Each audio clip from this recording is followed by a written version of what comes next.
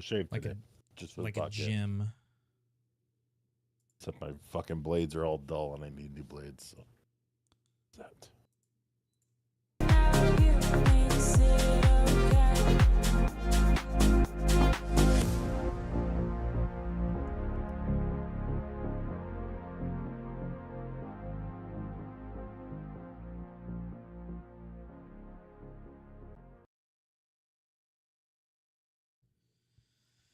All right, we're set to go live here. Let me fix this here green screen issue there a little bit here. Let me just give it the old little twisty twist there. Maybe it won't be so bad. There we go.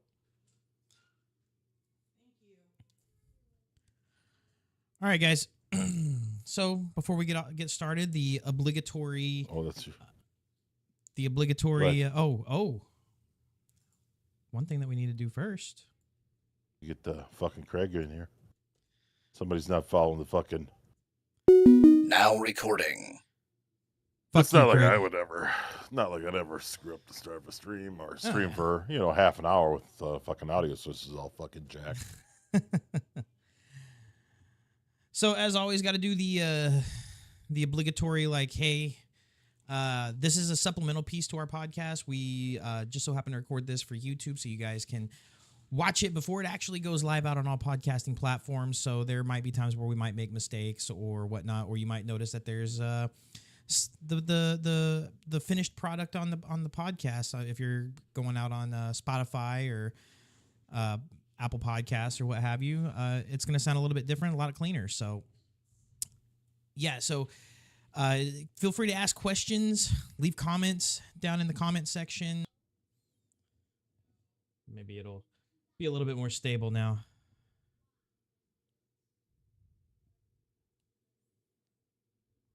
Let me know when it's back up. I'm going to do the choo-choo sign here. That's when we know we're kind of caught back up. We can go. Well, I could see when it'll come back up. Yeah.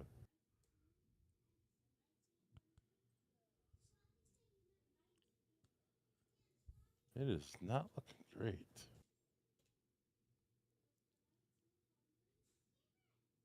The bitrate looks good now. The FPS looks good. I think the upload. Yeah, the uploads looking good now. Okay, yeah, it looks good now. Cool. All right, sorry about that, guys. Little technical difficulties here. So if you guys haven't heard, there's been a lot of... give me 1 second.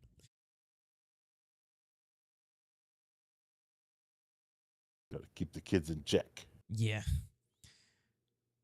So if you guys haven't heard, there's a lot of rumors going around with Microsoft and everything that Xbox could potentially stop making consoles.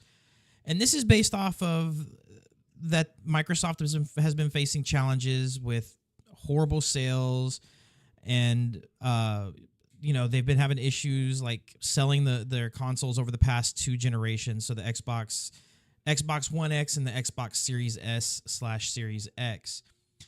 And even despite the recent acquisitions of Activision Blizzard and ZeniMax Media, there's a bleak future for Xbox consoles. So rumors suggest Xbox may release first-party and third-party exclusives to other platforms, particularly PlayStation 5, which, Wild, if you remember, during this whole like Activision Blizzard acquisition, that was like the main thing that PlayStation was worried about was, they're gonna hog all the exclusives and they're not gonna let Call of Duty and stuff play on it. I never believed that was the thing they were concerned about. That was just the only point they could argue, and that they didn't want the acquisition to go through. So, and in fact, they're still kind of arguing. Oh yeah, they're still it's not fully. They're grumbling. Yeah, there's some stuff going on still on it, but yeah. And Xbox Series S and X sales are lagging behind PlayStation 5. And there's very little incentive to buy Microsoft's consoles at the moment. Like, I don't even know if there's any really good like first-party games. Like right. Maybe Forza. but for the most part, like they haven't made a Halo game in a long time. They haven't made a Gears of War game in a long time. Those games that really made people want to buy an Xbox. And it's now that Microsoft is they're moving towards being a major video game publisher versus a console creation, they're really, people are making a lot of speculations that, okay, they're just going to stop selling the consoles because the consoles aren't netting them any profit. Microsoft, we know that that's always the case. That's always they never been the case. Yeah. But we've seen PlayStation, and it's funny. I was watching a TikTok, I think it was yesterday or maybe earlier today, where this guy was like, "This is the PlayStation, this is the Xbox." Then it was, "This is the PlayStation 2, this is the Xbox 360. We turned everything around and did something great, even though a 360 means you end up back at the same spot that you were." And then there was like, "This is a PlayStation 3. This is an Xbox One, the one console that you'll need that everything will run through. It's the one thing that's gonna make your life great. It's number one." And then it's like, "This is the PlayStation 4." And then it was like, "This is the Xbox One X. We just got rid of the old one. Don't worry about that one." And it's like, "This is the PlayStation 5. This is the Xbox Series S and X. We went really crazy with this one." So it's like they don't have like a it's funny from a marketing standpoint. They don't have like a good like naming strategy or something that's consistent. So, there's a lot of people just kind of making fun of that. But while Phil Spencer put out a tweet that said there's going to be a business update event this next week. What do you make of that? I think it's just I think he's going to step up and talk about the confidence in Xbox and Xbox brand, and I do expect him to say we are going to keep making consoles because that's what we do. And again, consoles have always kind of been a loss leader, right? They don't make money on consoles. Like a new gen console comes out, you can't even build a PC generally to keep up with that console at that price point. So consoles are important to get to be accessible for everybody, and not everyone's got PC money, and not everyone's got aspirations to even just play on PC, and because it does make things more difficult. When you develop for a console, it's easier for them to develop because they know they have, this is the hardware they have, and this is the compatibility they have to make, and it makes it really easy to get one set of hardware to make it work, or maybe it's a couple sets of hardware, right, based on the same thing. But you got a PC, then you have multiple sets and different makers on everything, and that really plays into things. So I expect them to say stand up and say that. I expect them to stand up and say, maybe even Game Pass is gonna expand here. So we'll see on that. I know that they're pushing to get their games and their everything on every platform they can. So I think maybe we'll hear a little bit more about that too. Yeah, so Phil Spencer acknowledges reports about bringing games like Gears of War and Starfield to PlayStation. So this is just kind of that first step of them bringing their platform exclusive games to other platforms. Jeff Grubb suggests Microsoft's new game release strategy might be revealed by the end of February. Again, we'll see what Phil Spencer says in this business update event. I'm sure they're going to call it some sort of like business town hall or something like that. But Phil Spencer has previously discussed exclusives on a case-by-case basis before Microsoft's I can't get that one out. So Phil Spencer has previously discussed exclusives on a case-by-case basis before Microsoft's acquisition of Activision Blizzard. Reports haven't mentioned any other Xbox exclusives like Halo Infinite or Avowed. And again, man, I think the latest Halo game is still like 5 or 6 years old, so they haven't even put any effort into Halo, especially since they acquired it from Bungie directly. Yeah. And Bungie's their own independent studio again. But nobody cares about Halo. I like Halo's so far at the back of people's mind. Nobody really,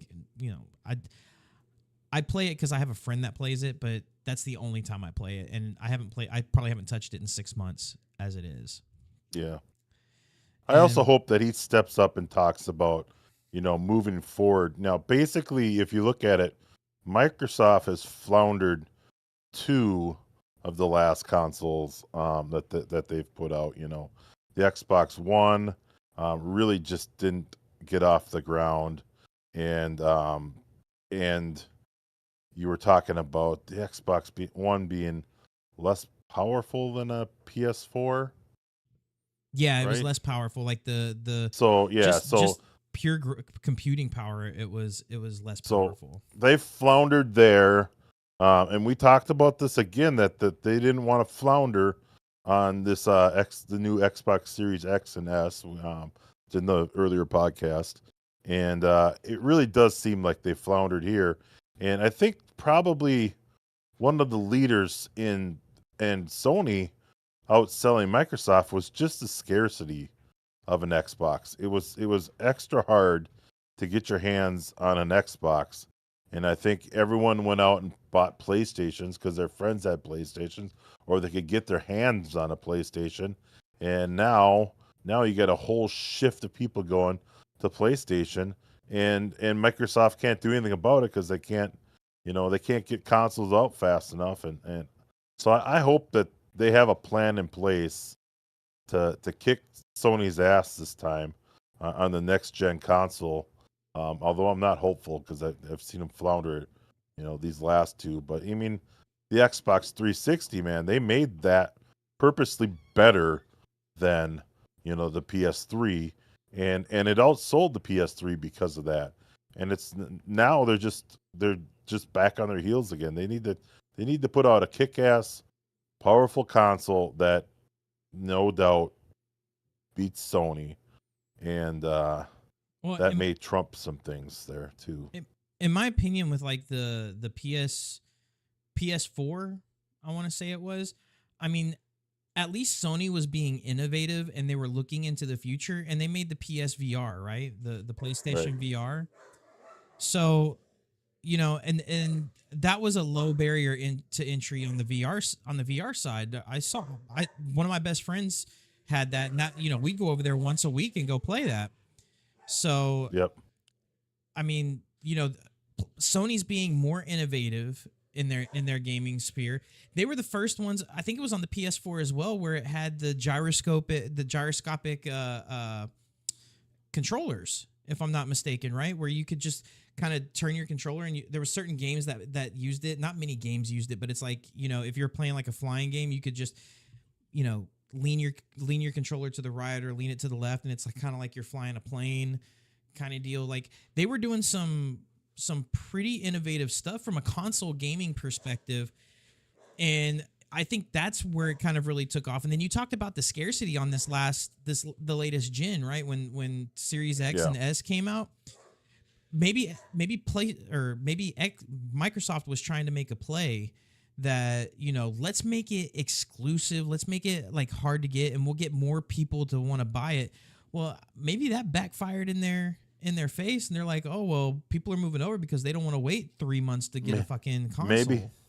Maybe Sony paid them more, to get priority on chips or parts, or I mean, who knows what the clog up there was, but Sony came through it better, and they came through it real well. So no surprise there. And then leading the sales. And then Phil Spencer has reportedly reassured employees at Microsoft that they're not going to stop making Xbox consoles. So again, a lot of this is speculation, guys. We won't know until Phil Spencer comes out in his little town hall slash business update event. And that was the last tweet as of the time that we're recording this podcast. that was the last tweet that Phil Spencer had put out. But allegedly, Phil Spencer released a note to the employees stating that note got leaked. There's an internal town hall meeting that was there to address bringing first-party games to other consoles, and Microsoft remains publicly silent as of right now until that town hall comes out. So, while I think it's going to be interesting, we'll definitely keep up with it. We might, if you guys keep up with our website, we'll probably have a blog out about it before the next podcast episode comes out. But we're definitely going to talk about it on the next podcast episode because it's super important. Yeah, the other thing I'm hoping to hear is maybe an inkling there for VR on Xbox or Xbox games. So, and we've talked about this before. I don't think they're going to come out with a Microsoft headset, but how about just supporting the Quest 3, which is killing it, or the Meta headsets. So, I don't know, something like that. So, we'll see where that goes. I'd be down with that. I don't expect that, but I'd love to hear it. So guys, take your stream to the next level with professional overlays from Nerd or Die. As proud affiliates, we highly recommend their eye-catching and customizable designs to make you stand out. With animated templates, alerts, panels, and logos, you can achieve a polished, high-quality look that wows viewers. Easily customize colors, add your branding, and include the info that you want. Nerd or Die makes it simple to create an overlay that's exactly how you envision. So treat yourself and your community to an engaging stream centered around a slick, modern overlay. Level up the quality and energy with just a few clicks thanks to Nerd or Die. Just visit agamingmoment.com/nerdordie today. So, Day, this week I got a pop up on a Discord that I kind of buried, and I actually went and looked at it, and I was like, "Oh, what is this?" It came out a demo, and they're releasing a pre-alpha release of a game I was following called Project Quarantine. Newsflash: first off, they changed the name. That was news to everybody. Changed the name, so the name's now called Incursion Red River, and so this is one of those games that I had earmarked and I wish listed on Steam, and I was like, I want to just kind of keep tabs on this. So wish listing stuff on Steam is pretty important. It kind of helps the devs and kind of sees where they're, how many people are watching and waiting for their game. So it's a big thing for them. So I put it on my wish list, and they dropped a game release, and I downloaded it, and I was like, you know what, we're gonna do it. We're gonna do it live. So I grabbed the game live and streamed it live, and I didn't really read up on it, and I didn't just went into it cold. But now I remember that this is actually a pretty good competitor, I think, to Tarkov. They got a long ways to go, as we were just in a pre-alpha build, but gameplay wise, very Tarkov-ish, and I haven't played a lot of Tarkov, but pretty punishing. I had it on the lowest settings, and I was able to if you play slow, which I played slow, then it was manageable. But you turn up the difficulty, and it gets difficult fast. And I was only playing as a solo, and thank God I had played some Tarkov, because I would not have had the mechanics down very well. So same kind of mechanics as Tarkov, like you have a bag and you got to kind of drop and drag, and you can kind of stack things in your bag and kind of layer them and whatever. And so it makes it a little bit more difficult than, like, PUBG, where you just pick something up and goes in your bag, or your bag swaps it out. Yeah. So there's a whole point there, and you can swap armor, and you got to drop armor. There's a quick reload in the game where you could just drop the mag and put a fresh mag in, and then you either got to remember to pick up the mag or not. But otherwise, you don't really know how many rounds you have in your gun unless you inspect it. And so it's very, very Tarkov-like, where Tarkov's the same mechanic where it doesn't show you how many bullets you have, and it's very hardcore, very realistic too. Like if you were in the real field, you don't get a pop-up heads-up display to tell you how many bullets you got left in your game. So played through that, and it was good. I had a nice stream as soon as I got my audio fixed. So if you find that stream about halfway through, I figured out my audio was jacked, even though it worked the week before, and it's going back to my have to use the startup checklist for streams, and I didn't do it, and I got bit. So Yeah, and the day you played it too. Yeah, I got to play it too. Had a really nice showing between like Twitch and YouTube and stuff. Had got a couple new followers and played with a brand new listener. So shout out to that guy. I'm just gonna call him Vaughn for short. That's his Twitch name, but call him Vaughn for short. He's a new listener out of Germany. So shout out to him. Thanks for hanging out. And as with him, and extend the invite to you guys whenever we're streaming, please feel free to jump on, and if you guys want to play with us, definitely join us. But I'll echo this, a lot of the sentiment that Wild had. It's very, very Tarkov-ish. It has a long way to go. The gunplay on it is pretty decent. There was a moment where you could definitely tell it was a pre-alpha because I got stuck on some rocks and I was like, crap, I'm not going to be able to get off. And Wild's getting shot at, and the listener that we were playing with is getting shot at, and yeah, it was a harsh learning curve for me. Like I didn't know about the stash. So I turned it on yesterday, and they've actually made some updates to the game where there's like little question mark points to be able to be like, hey, there's something over here. When Wild and I originally played it, there was none of that. Like you just start in a room, you're in a shooting range, and that's it. And there's a laptop on. All I knew was there was a laptop on the table. I couldn't find this stupid window where your stash is, and it took a poor viewer like 10 minutes to try to guide me through this because I had there's like a 10-second delay between the chat and what's actually going on in game. So, he was really cool and patient while I got through it. And once I figured that out, I was like, oh man, the game's kind of easy. And then, I was playing on medium difficulty to start off with, soloing, and I was like, man, this is difficult because like they'll shoot you from a mile away, like they can hear you or something from a mile away, and you'll hit. It was crazy. So I was able to drop it down to easy, and even still, it could be kind of difficult. You'd run up on like 2-3 guys at a time, or there's so much foliage on the map, like it's hard to see some of the guys sometimes, so you have to really look for the muzzle flash. Like that's the thing that really gives them away. But the gun mechanics on it are actually pretty good. I was able to crank out headshots with no scope. By the way, no kind of sights. Crank out headshots with an AK from quite a distance away. There's some graphical things that need to change. If you go back and watch my stream, there's a wall in one of the buildings, but it's like a 1 pixel thick wall, and I was like wall? No, I was like leaning side to side. I was like wall? No wall, because when I leaned over, the wall would disappear because it's 1 pixel wide, so you couldn't see it. So I was like wall, no wall, wall, no wall, wall, no wall. And I was rewatching that part with my wife, and she's like, why does it sound like you have ADHD? Yeah, so I think overall the game's got potential.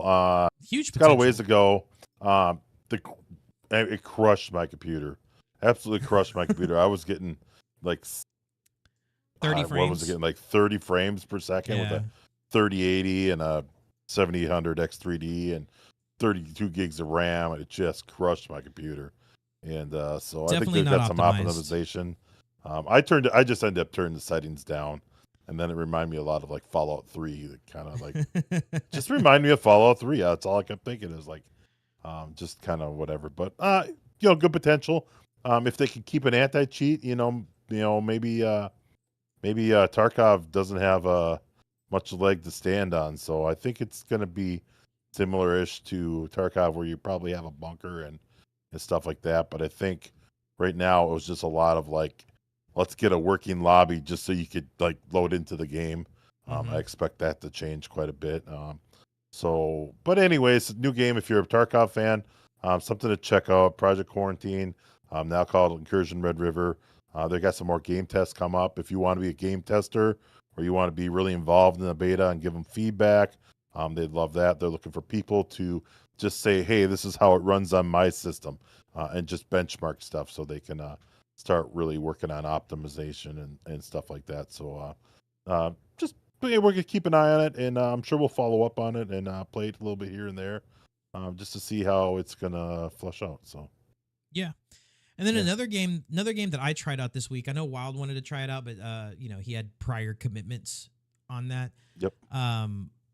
Was Operation Harsh Doorstep. Horrible name, and I think we talked about this last week. But it's a horrible name. But the game is actually fairly decent. It's really reminiscent to Battlefield.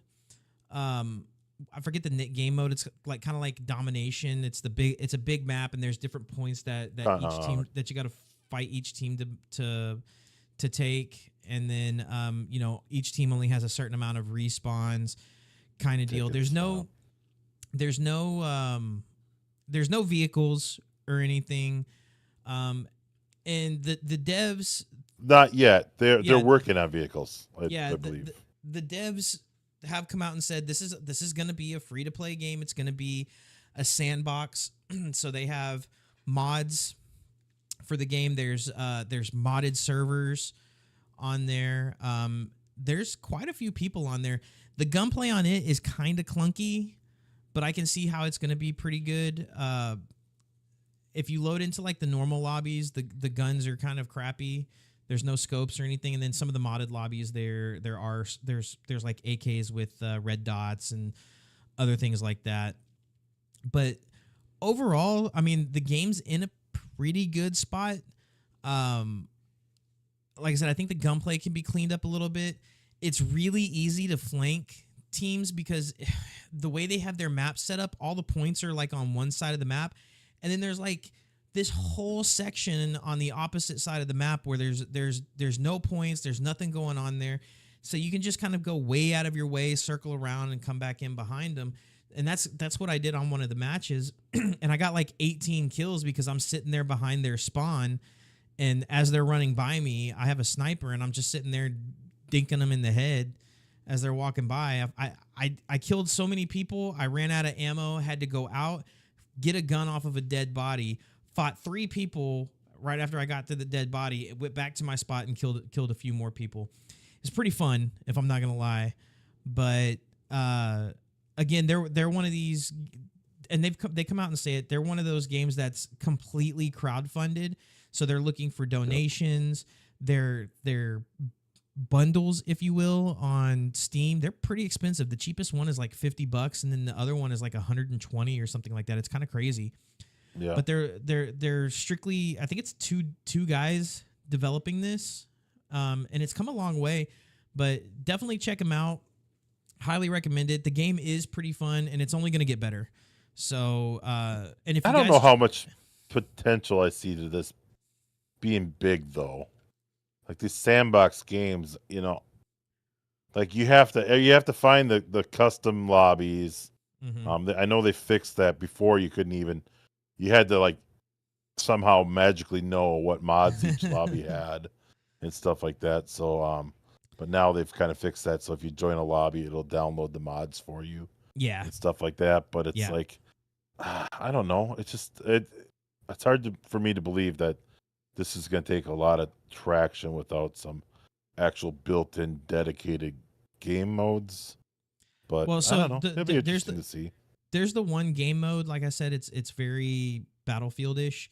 Like I said, I think it's called Domination, and that's the premise of the game, I guess. But they're trying to make it more like an Arma 3 / Gary's mod kind of combination. So yeah, we'll see how it goes. But it's free to try, guys. Or it's gonna remain free, so it's free to download. Give it a try. Let us know your thoughts on our social media channels. Yeah, for sure. And So then we also have a big announcement this week with Disney and Epic Games announcing a partnership for gaming in an entertainment universe connected to Fortnite. So that's the one part that's a little bit unclear to me at this point. But basically, Disney stepped up and invested $1.5 billion Pocket change. into Epic Games, which is, pocket change aside, is the most money that Disney's ever invested into a gaming atmosphere. So we'll see how that goes. I actually think Disney's a little bit flaky in the gaming world, so I'm not super hopeful that this will be a long-term thing. They seem to shift like the wind, like They're like Google and any project. Yeah, like any project. So, because they had Disney Infinity for years. And Dave, did you play Disney Infinity, or did the kids play Disney Infinity? My oldest did. We spent so much money on those stupid fucking characters, those figures, and then for them just to like, after, I think it was after 2 or 3 games, then they just axed the whole project, and we're Pulled the plug. We're sitting here with like $300 worth of these stupid fucking characters for at the time it was the Wii U. Yeah, Aiden had it for the Wii U, and tells you how old that is. Yeah, and again, that was a Marvel. That was like a Marvel mixed with everything else that they had, because I know Aiden had like a Mr. Incredible figure, and he had like some other stuff. So honestly, now, not being a big Disney fan or anything, but I just thought Disney Infinity was awesome. Like, it was a great concept. It was great. It was like Super Minecraft with characters, and then each character had like its characters' abilities and stories and stuff like that, and you could build worlds and share worlds. And I wish there was a little bit more. Again, it's where I feel like the game flounders a little bit, that there wasn't actually built-in, baked-in content that if you gave this to your kid, he could, it wasn't like, again, a game he could win or go play or go fight the bad guy and triumph. And so I had some issues with that, but you could go in virtual worlds, and some of them were quite amazing. And just thought it was a great concept, and it just feels like they pulled the plug premature there and whatever. Because, well, again, I think it was a half-baked effort, but still amazing. Yeah. So Disney CEO Bob Iger went on CNBC, and he sat down and they talked about like this new streaming bundle partnership with Warner Brothers, Discovery, Fox, and then of course this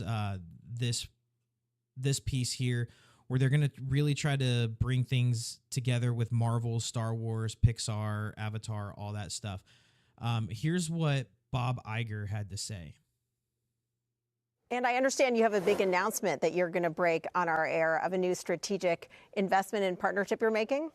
Yes, we've entered into a strategic relationship with Epic Games, the maker of Fortnite, to not only invest in the company Epic, we took a minority stake, $1.5 billion investment, but we're also creating with them a huge Disney universe that will be for gaming and for play and for watching and even for shopping, for digital goods and maybe ultimately physical goods, that will live alongside Fortnite but be completely interconnected with Fortnite.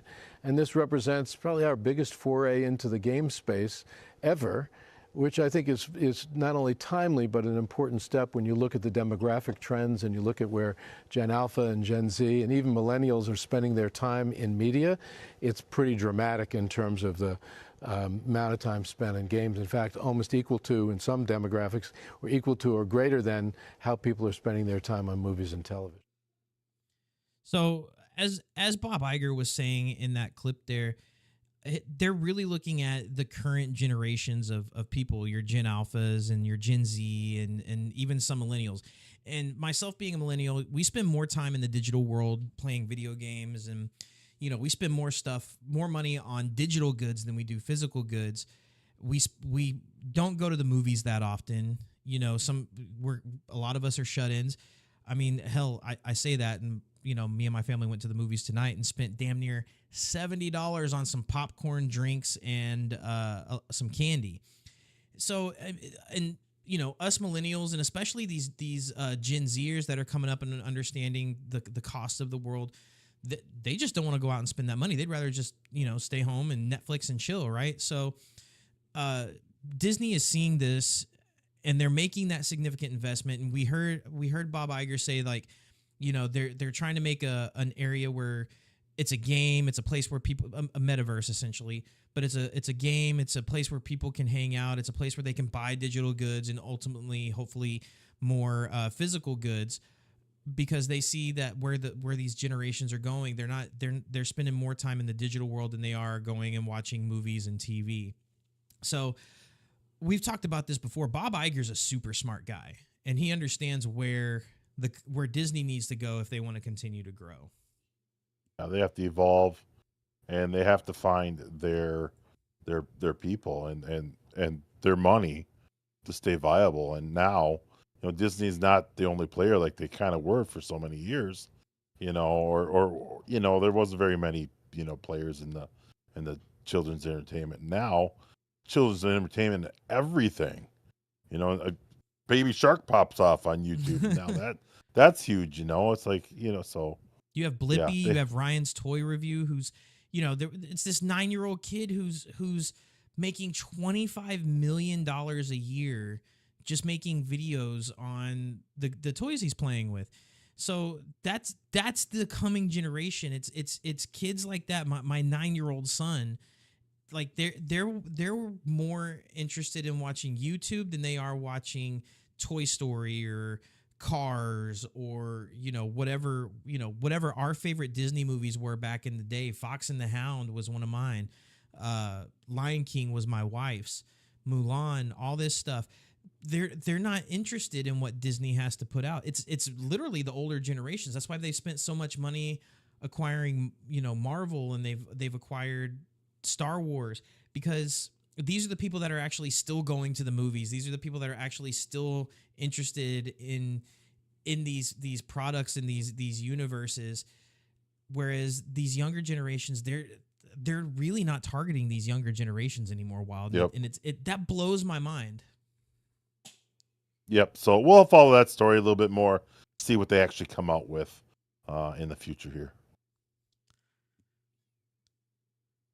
So, guys, don't miss out on all the fun. Follow us on Twitter, Facebook, and Instagram to join in on the conversation and catch a sneak peek of our latest episodes before they hit all major podcasting platforms.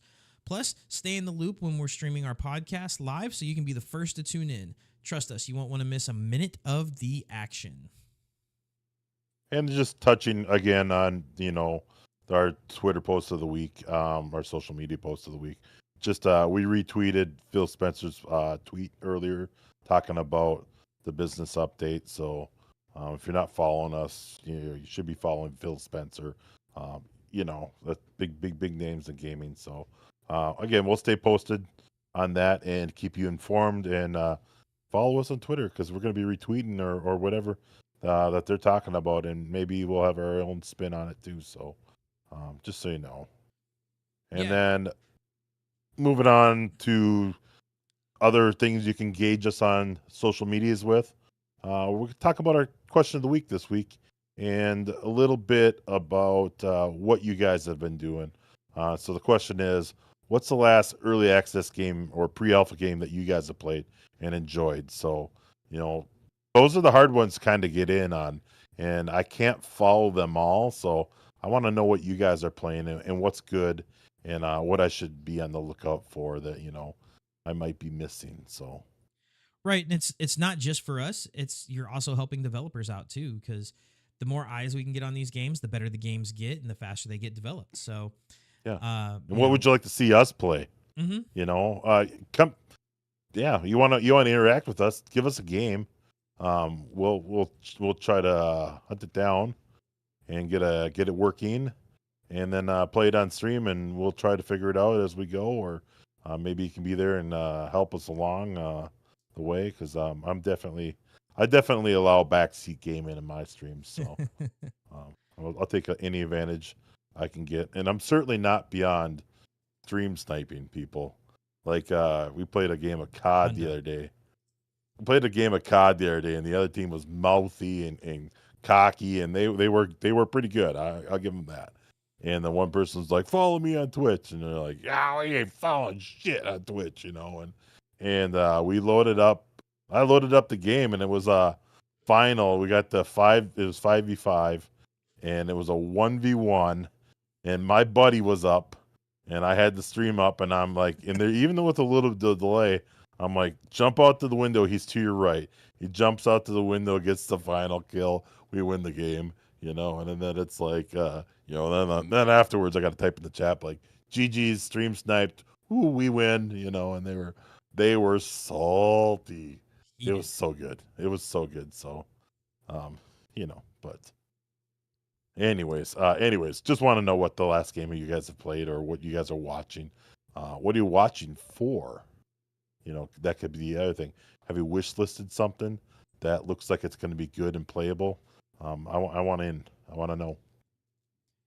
And then just one last note here, guys.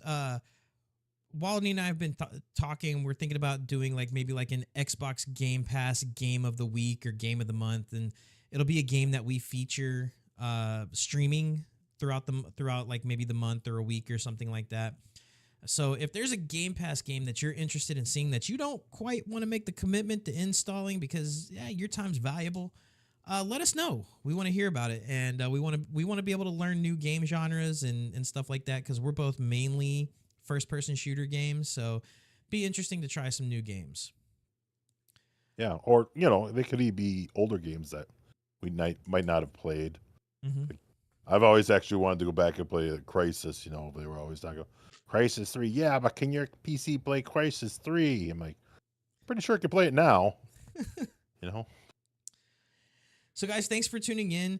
Looking forward to hearing what Phil Spencer has to say about the upcoming state of Xbox and Microsoft gaming as a whole.